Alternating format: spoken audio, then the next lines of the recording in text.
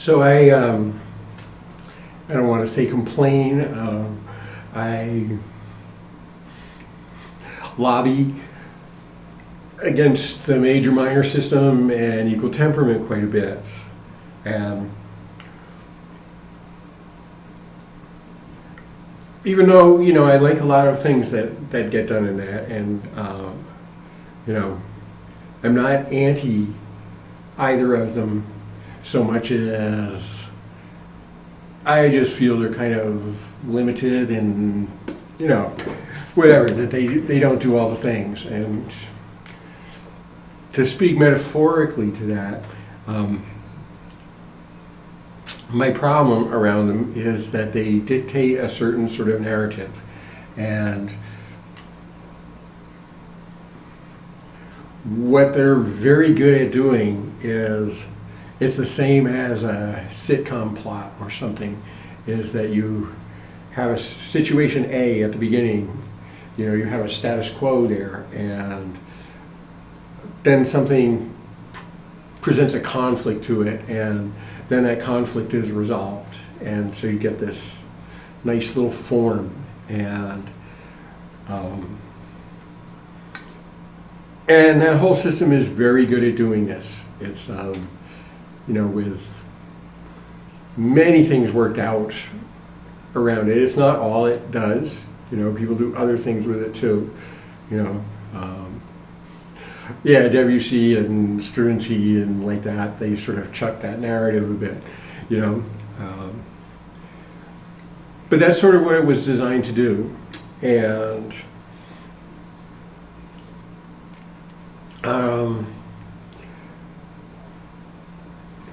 I find those hard to be interested in, because you kind of know by the form what is going to happen.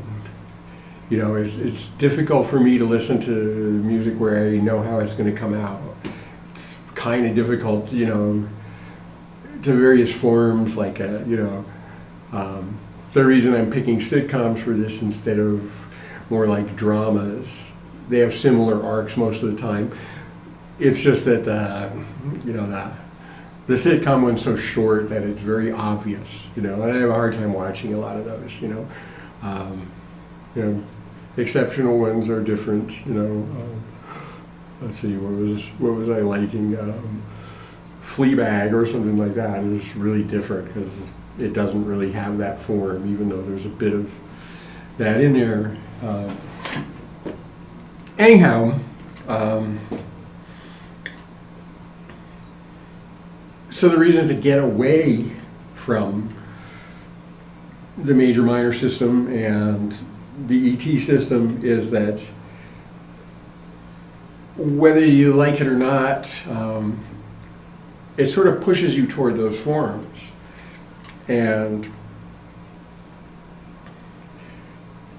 if you don't think of life that way, that there's status quo, conflicts, return to status quo, perhaps like slightly altered, but still the same, basically. That's the reassurance people get from TV shows, is there's a challenge, there's stability, a challenge to stability, and a resolution to stability again. And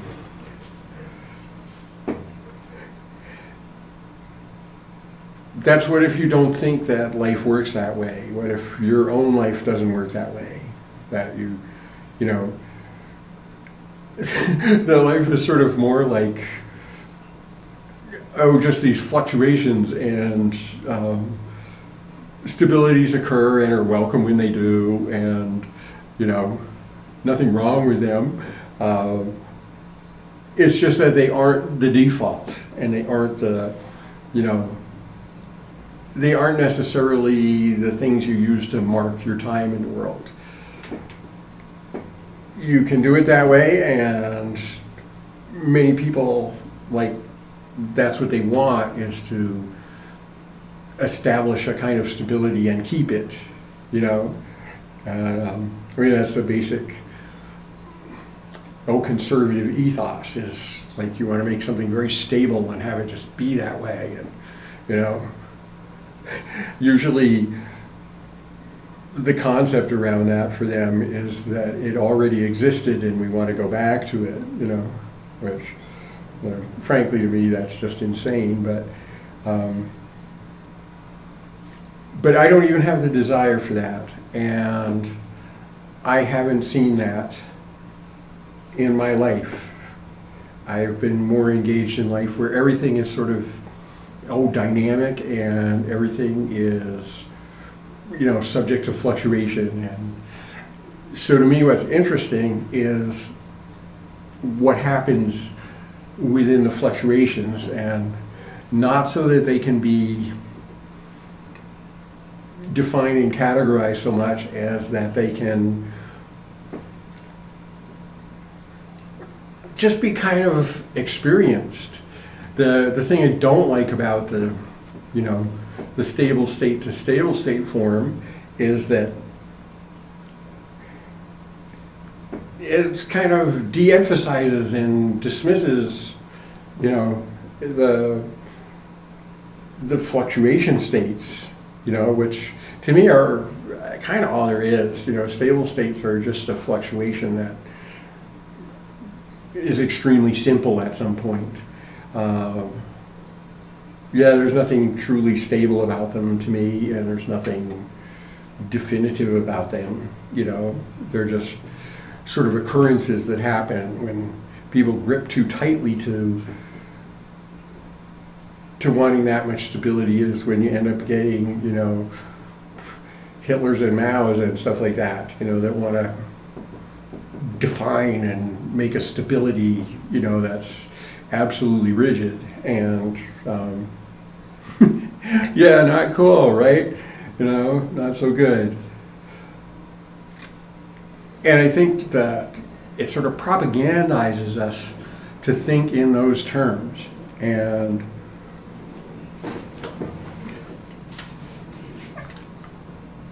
I think we'll have better collective general mental health. I don't really like that term very much, but anyhow,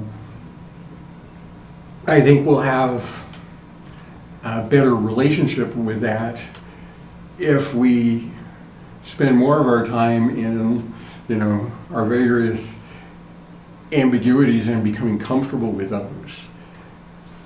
That will allow us to be where we are without having to put some condition on it, right? It's like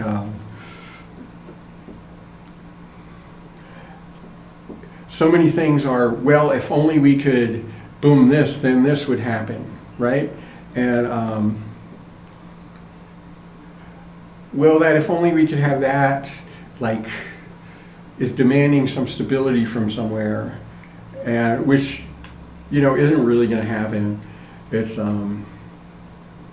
life isn't like that. So that way of thinking, I believe, mitigates against us thriving in the present. Being, what's that old thing? Be here now, man.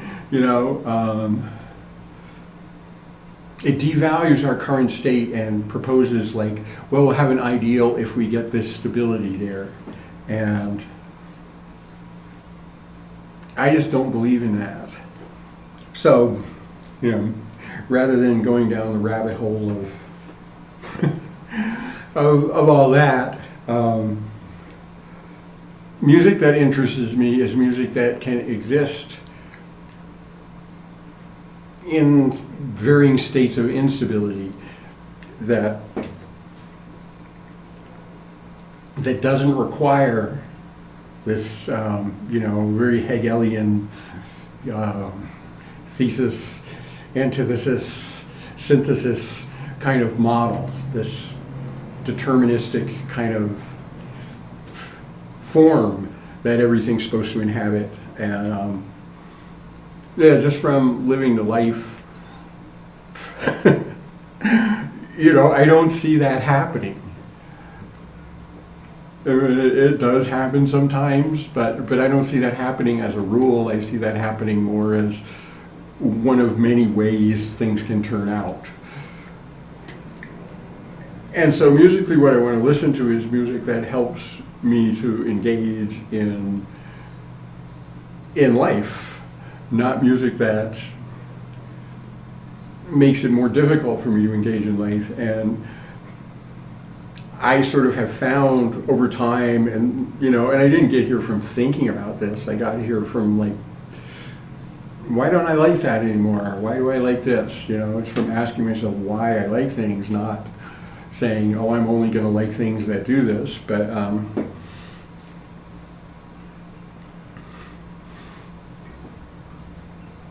yeah, I find myself much more comfortable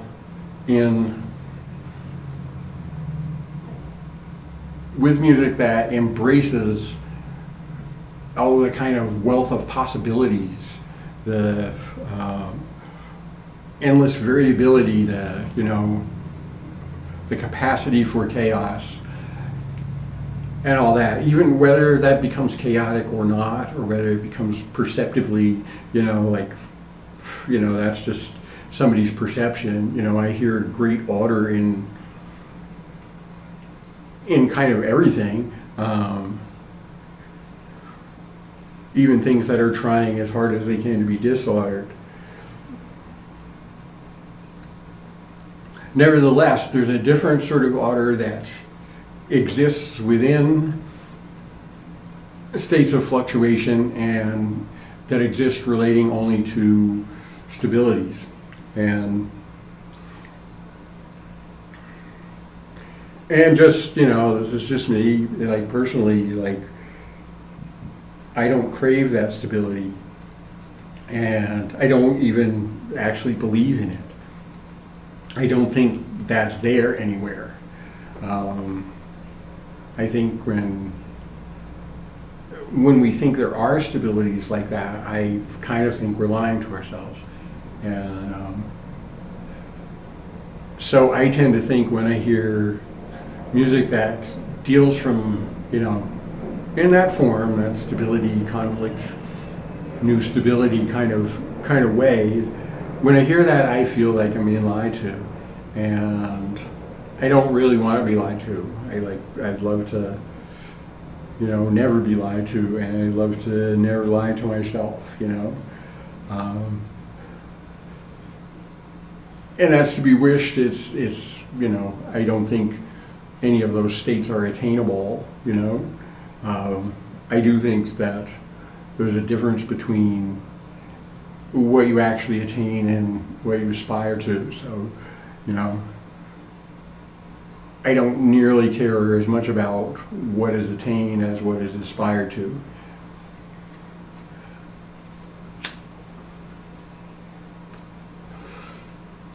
Anyhow, so music that aspires to this stability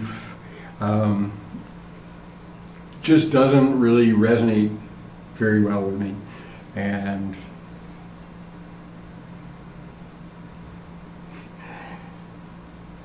if it did, or if it does sometimes, because sometimes I do want that, fine, all good, great, It's, and I'm glad it does.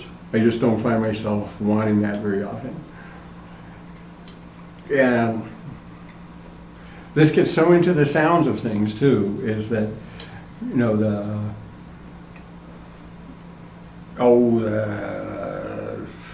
conventional assumptions that we make about how an instrument should sound or how a chord should sound, but even more into just the physical sounds of things. The more assumptions we have about that are looking towards stability. And I really responded as a young person to free jazz,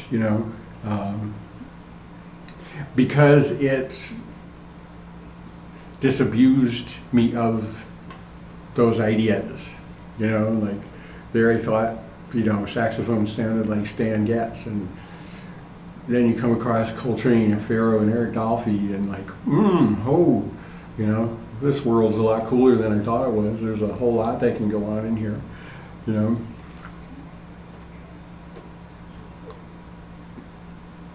So that's kind of the why of that. I don't know if this is very coherent or not, but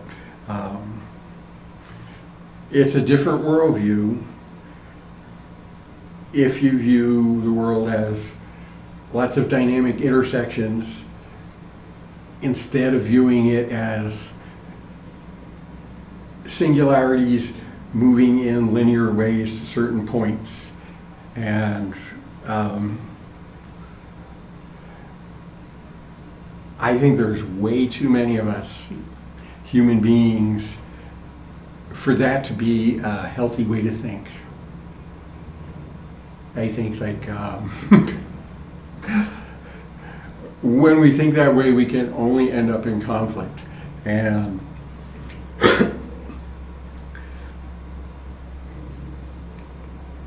I think we waste a lot of time on conflict.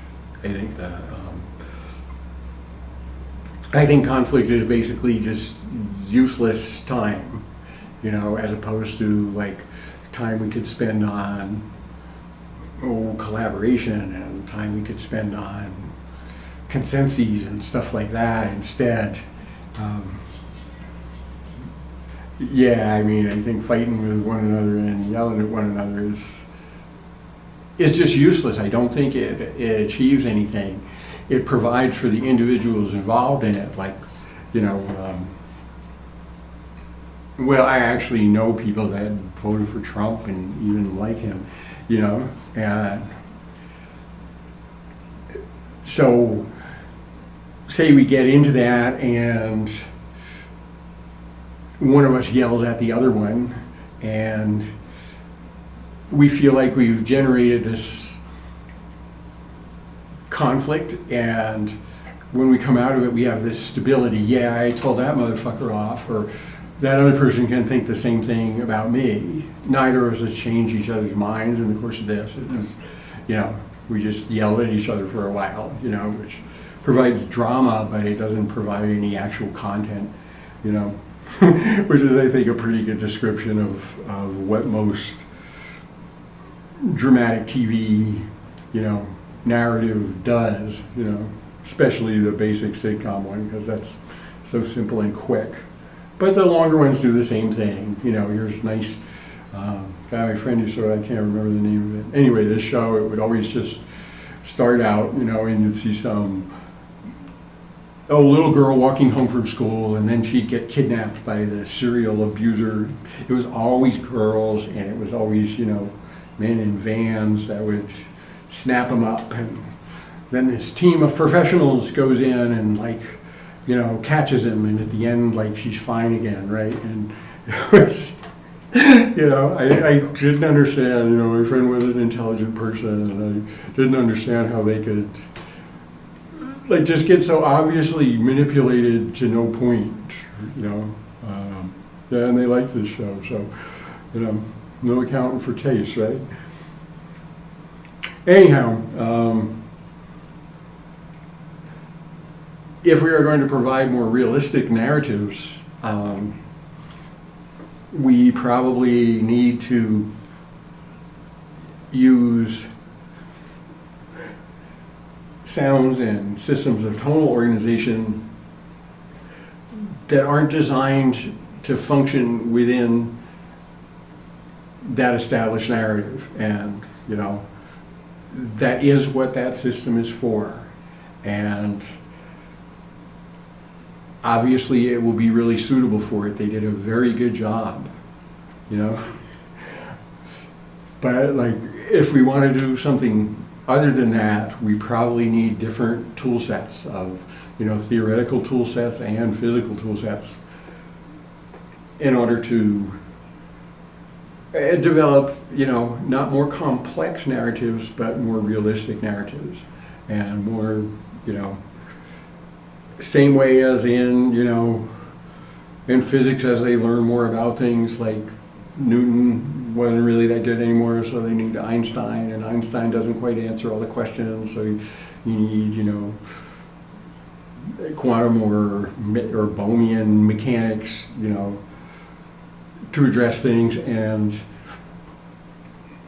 that's the way of life. We should be doing this, and to have our musical narrative tools basically stuck in the 17th and 18th centuries is,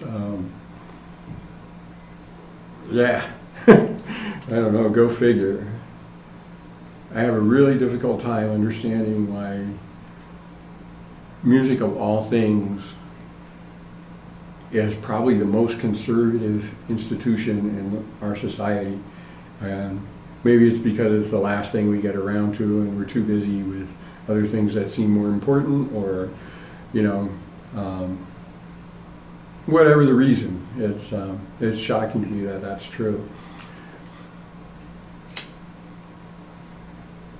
And I don't mean that there aren't elements of, you know, because lots of people explore in music and lots of people are doing other things. It's just that the status quo of music is really more conservative than one I can think of in anything else. You know, I actually think even, you know, competitive sports has evolved as much as music has over the last couple of centuries. You know, it's you know, now they make sure they don't break as many things or get as many concussions, like they're responding to reality. Yeah, an awful lot of music doesn't seem to want to do that.